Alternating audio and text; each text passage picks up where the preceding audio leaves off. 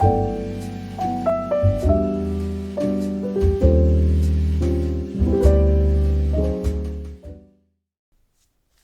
it's Dan Mulhern. Before we jump into Diacardia, let me share 2 ways you can optimize your learning and your listening on the program.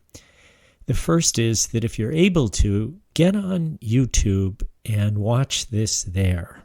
It is wonderful to be able to have both audio and video, and I've designed this so that there are visuals. I'll do my best to picture them for you if you're in your car or on a hike or elsewhere, listening to Spotify or Apple or wherever. But if you can, get on YouTube. Secondly, and maybe more importantly, if you can, bring your Diacardia partner with you. Diacardia is the podcast for pairs, and I will share ideas for you, but I will also give you wonderful opportunities to share with a partner. I envision this as one in which co-founders in the business setting or partners in a marital setting or a relationship setting would participate in Diacardia and listen to it. But it's also perfectly fine to do it as a one-off with a friend, an adult child, an aging parent. It really doesn't matter. You can experience it in any important relationship. But it's best if you can to have that partner with you.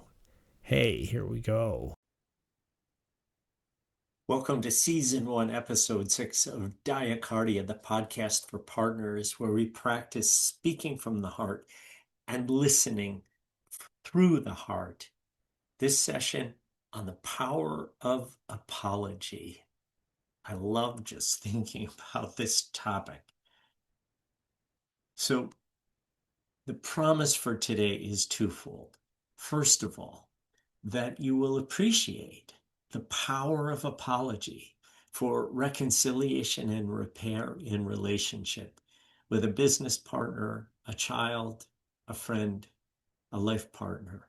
You'll see the power of apology. And secondly, that you'll experience or see an arc through which you can really do it effectively. It's important to do apologies effectively. And we'll talk about a 7-step arc to get that done. Today, I'm going to, as usual, move in 6 segments. We'll spend 2 minutes on centering breath, 2 minutes sharing gratitude with each other, then about 7 minutes on the research and the implications, the best practices to fully empower each other and the relationship through apology. And then I'll set you up so that you can have a conversation. I would suggest you give each other at least 10 minutes. If you have the time, much more. It might be something that you want to just tee up, first of all, and give yourselves a day to think about, or give one partner who might need to think about it a little bit. Is there something I want to apologize for? But I'll set you up for that conversation and invite you to take at least 10 minutes here. Because this is pre-recorded, you can just stop the video at that point, and then I will just share a couple minutes for closing thoughts. So that's the plan. Let's jump in. We always start with breathing on this podcast because I'm just a huge fan. We are human beings, and we are beings who are animals and who are bodies, and how we use our bodies affects very greatly, not just how much weight we can lift and how far we can run or how long we will live, but it greatly affects our conversations. We're hooked in to 2 systems, one that moves us and propels us.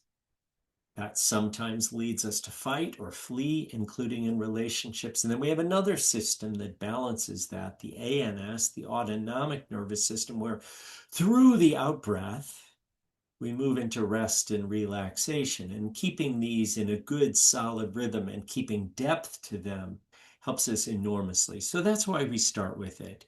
You can see, if you've been looking at my screen, that there are tremendous benefits. Every week I try to zoom in a little bit on one of them. So on this second one, breathing, even for 2 minutes, will generate positive change. Breathing in an intentional and aware way. And it will actually lower your blood pressure.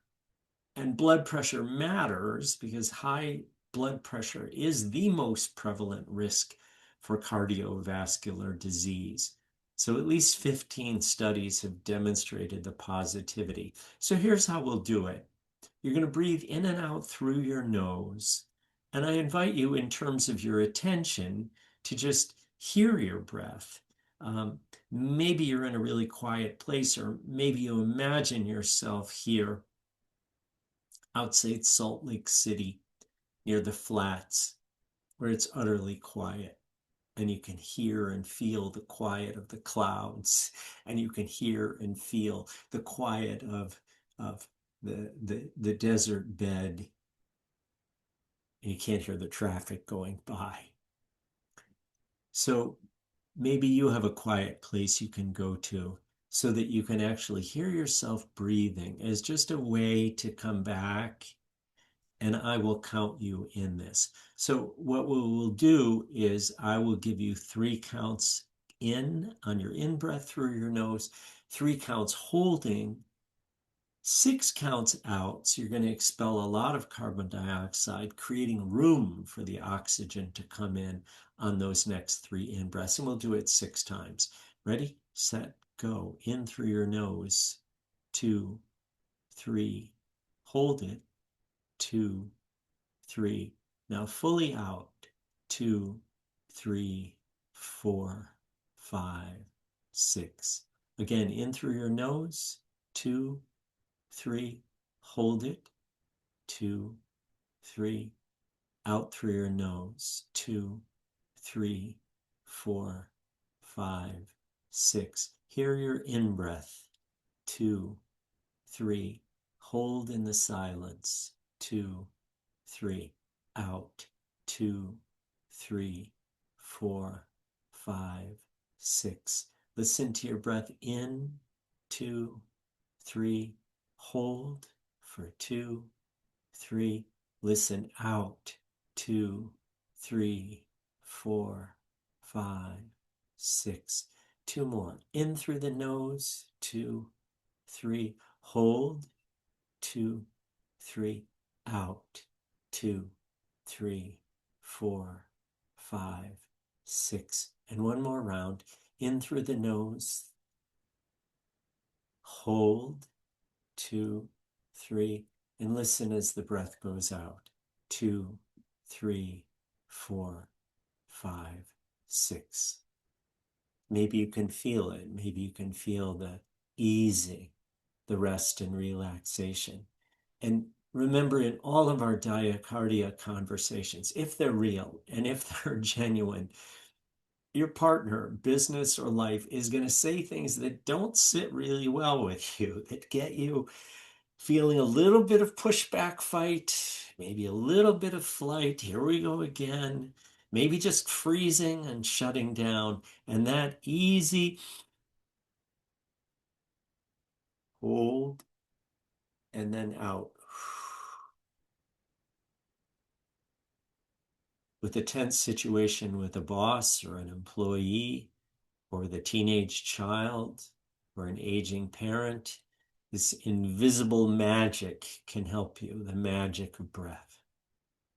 The second form of magic that we practice all the time on Diacardia, that I do in all of my relationships when I'm coaching clients, when I'm with my family, when I'm in friendship relationships, I vary it up, but I always remember that thriving in the business context and in the work context happens when there is a ratio of 5-to-1 positive to every 1 negative. So sometimes that is happening through a visual expression, a great nod about how good something was. It's happening through words. Sometimes you can ritualize it. A great way to begin meetings is to share 3 things or 2 things, share 1 professional and 1 personal. It really helps to set a really positive, powerful tone. So if it helps to have a stem for your exercise, a beginning set of words, you could begin with this. The breathing exercise reminds me of how grateful I am for whatever it might help you to feel grateful for. And I will give you, I will encourage you to just set your own timer. I can probably do it for you by saying, hey, Google, start a 1 minute timer. My phone will do that, and yours might as well. But set a 1 minute timer for each of you. And then pause the Zoom, the recording, and then I'll start up again, which I will in a couple of seconds. So enjoy the gratitude.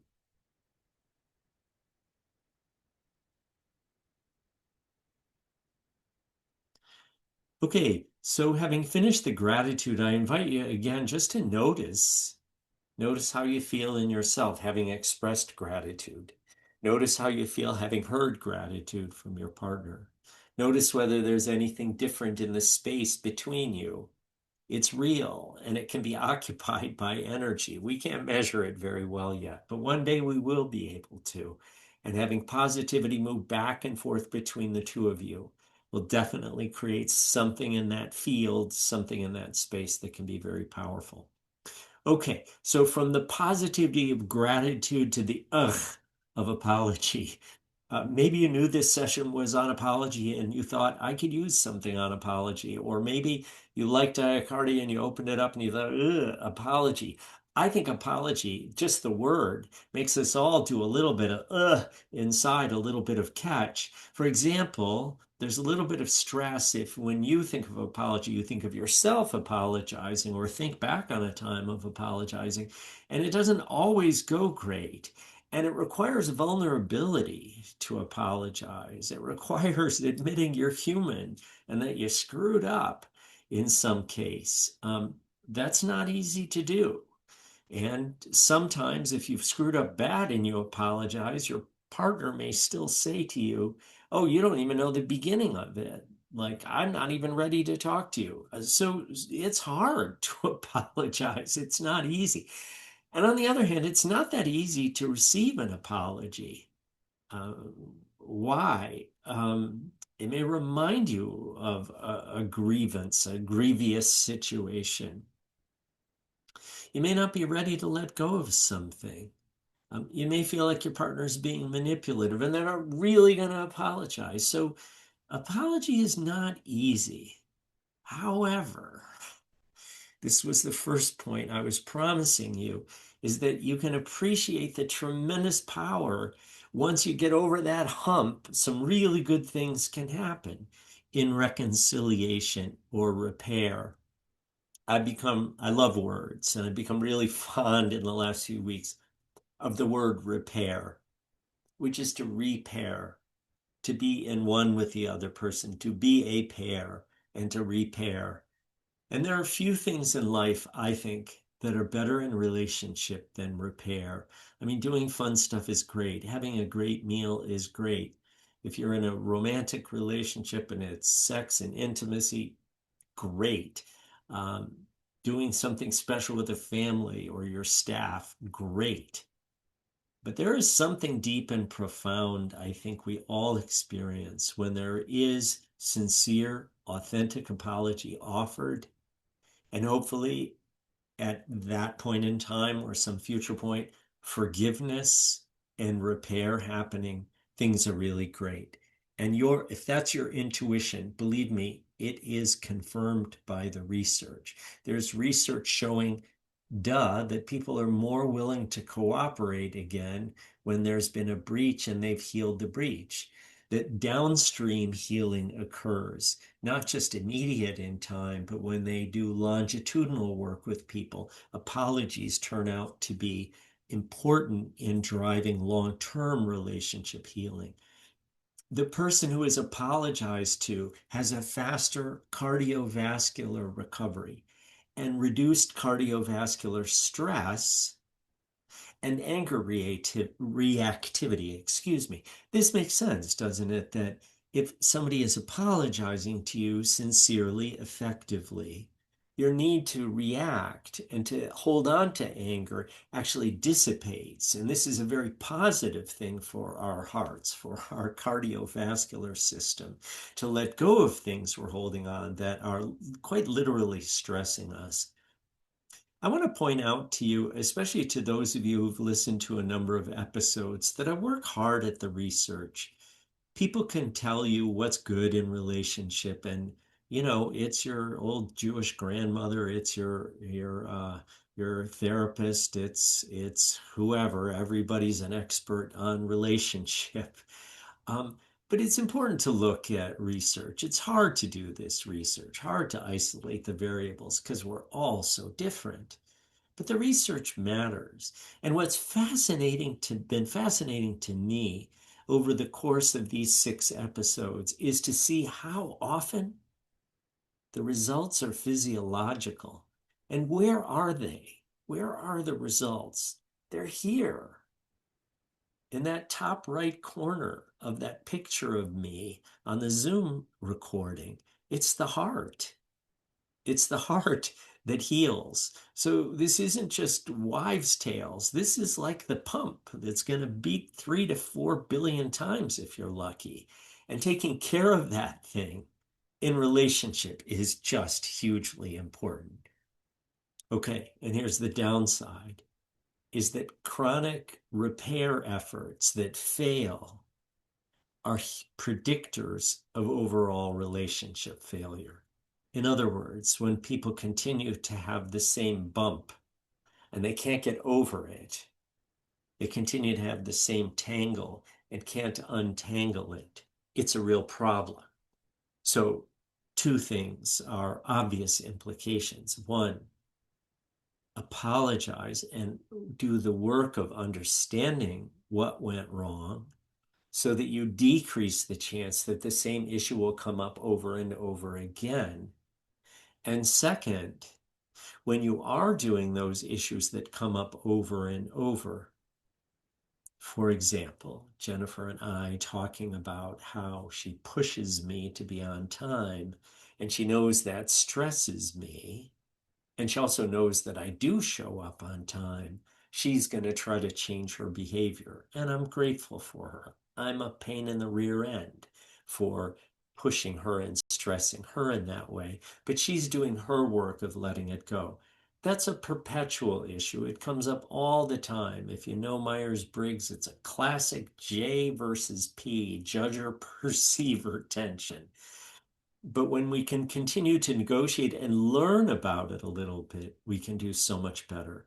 So when you apologize, you are giving a great gift to your partner. You are helping them enormously. You are helping to heal their heart, quite literally, and strengthening your relationship.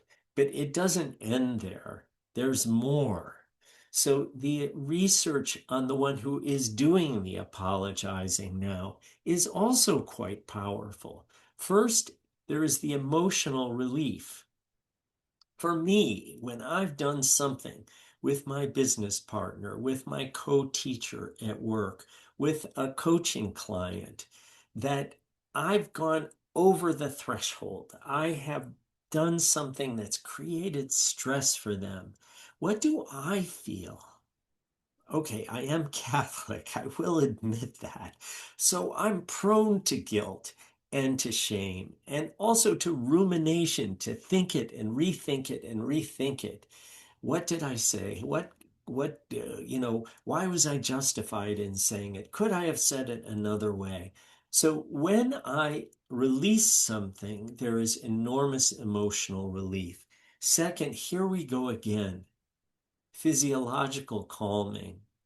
When I let go of something that I've been carrying and when I am accountable for it, I actually have heart rate diminishment.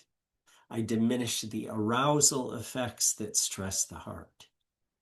Amazing how often this occurs. Third, there's a kind of moral self-repair because when I have offended someone, it has violated my values, my morality, as we used to say in the old days, that I believe in integrity or kindness or transparency or creativity or inclusion, and I've done something. For example, in a very sensitive world, I haven't included somebody. I've done something that made them feel like an outsider. That's not me. It can be my behavior. It's not my moral character. And so apologizing helps me to restore myself to something that feels right and good to me. Fourth, it gives us relational hope. When we accept some of the blame, probably we're inclining the other to also accept some responsibility and apologize for things. But it just gives me hope if my partner will let me off the hook, right? There are some caveats here, and that may not happen right away, but over time, it typically does. And fifth, people just have long-term well-being. People who learn to be accountable for themselves, apologize for what they've done, move on, have long-term well-being in studies. The vulnerability that we feel, oh God, do I need to admit that I did something wrong, and will I be forgiven, and is it worth the time, and is it worth the stress, and will he or she or they understand me? That vulnerability leads to connection and to self-respect in the long run. When we're accountable, we feel good about ourselves. Okay, this was my first objective, right? It was to give you a sense of the value and the power, physiological, sociological, in working the ground of apology. One important caveat, right? The research on apology also reveals that there are key elements. So this will lead us into the important foundations. There are key elements for effective repair and reconciliation. What needs to be there? Acknowledgement that harm was done, acceptance of responsibility, expression of remorse. I'm sorry I did that. It wasn't something that just happened. I did something. An explanation, not an excuse, but I wasn't seeing something. I was really tired. I was hungry, angry, lonely, tired, halt. And I'm sorry about that. And I should have known not to go into that territory when I was in a weakened state, perhaps. An offer of repair. I'm going to be better, and it's credible. There's some credibility to it, and a commitment not to repeat. So let me transition us into the work of the conversation. But it's not a conversation, it's diacardia. And by that, what I mean is it's more like an interview. It's a lot of listening to the other. So for the apologizer, there's a separate kind of mindset, which is the goal of restoring for yourself and the other, releasing what you've been carrying, your disappointment with self, perhaps their anger or hurt with you, and to restore trust. And the means is by giving the gift of apology. So that's the goal you can have in mind if you're going to apologize. And the means is to give the gift, not to resolve everything, fix everything, agree that you were only 80% at fault. No, just to give the gift of apology and let it go. For the recipient, the goal is to let go of past hurt, your own as well as theirs, right? To let go of the hurt, which may be difficult to do, um, and to have hope and trust going forward. What's the means? Help them understand you and how you're feeling and how you're thinking about things, and to understand them, what's going on for them that they're doing this, especially if it's a chronic issue. So here is the arc of effective apology and repair. I say, I'm sorry. I say, I'm sorry for my behavior, not my character, not that I'm a terrible person, but my behavior. I raised my voice in a way I did not like. I acknowledge the effect on you. As I perceive it, you are hurt or you are angry or confused. No, we stop here because I may be wrong. And this is the point of invitation to let the other person speak to us, for the other person to say, well, no, for instance, they might say, no, it wasn't that you yelled at me. It was that you did it in front of the kids. It wasn't that you raised your voice with me. It was that you did it in front of the staff. It wasn't that you raised your voice with me. It was that I had given you opportunities to share in the past and you hadn't heard those, right? So if we're going to repair in a Westinghouse repairman sense, we need to repair what the real issue is, what the real hurt was. So we invite them to share, what is it like to hear this apology, and what happened for you, and am I on track? And then in the next step, to acknowledge with our head, okay, I get it. So you're saying it wasn't that I raised my voice, it was when I did it, or in front of the kids, or where I did it. And to say, I can see how that would be hard. I can see how you were confused. and probably naturally repeating, I'm sorry about that, and then move to repair and commitment, which may end up being a discussion. For Jennifer and me, it's a discussion. How do we think through these perpetual issues? What's in my head? How can I deal with it better? What's in her head and heart? How can she deal with it better?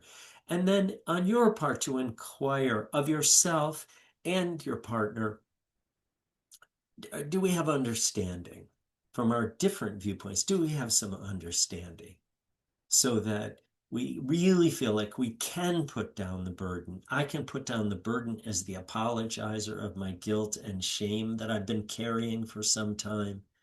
And you can put down the hurt that I caused you, or the confusion, or the fear, at least as far as we can get. And we may need time. We may need time to forgive ourselves, and we may need time to be forgiven. But this is the arc for us. So what I want to suggest to you is that you begin, either of you, with what burden you've been carrying as a result of your behavior that's likely affected your partner. So I'm sorry, I've been feeling bad because, and I'm going to put back that slide on the arc so that you can see it. But this little step by step might be very helpful and simple for you.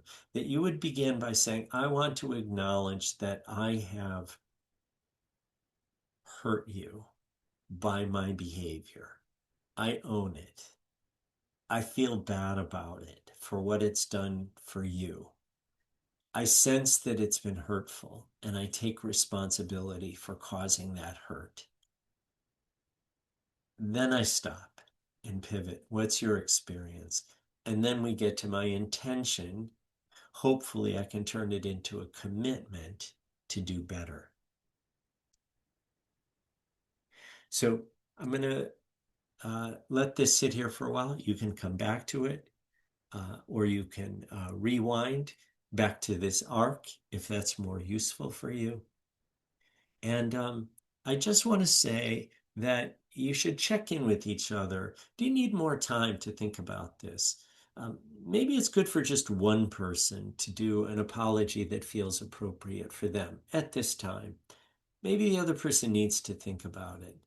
Maybe you don't go for the big one. Maybe there's something you've been feeling particularly bad about. Maybe you wait on that. So have some time with yourself to figure out how ripe is the issue and can I share it? Am I okay with sharing it? When they may not be ready to forgive me, but I can take the whole thing on my shoulders, that I feel bad about it, that I know it hurt them, and that I want to repair and I intend to get better. So think about the meta process, as it were, to step back and ask, who wants to go first? And is it today or is it another time? I hope you have a great conversation. I will leave this final screen up for you, that I hope you'll share Diacardia, not only with each other, but with others, that you'll subscribe on YouTube is the best place because of the visuals, I believe, of the slides. If you're able to do that, that you leave comments. I'm always open for appreciation, but also constructive criticism.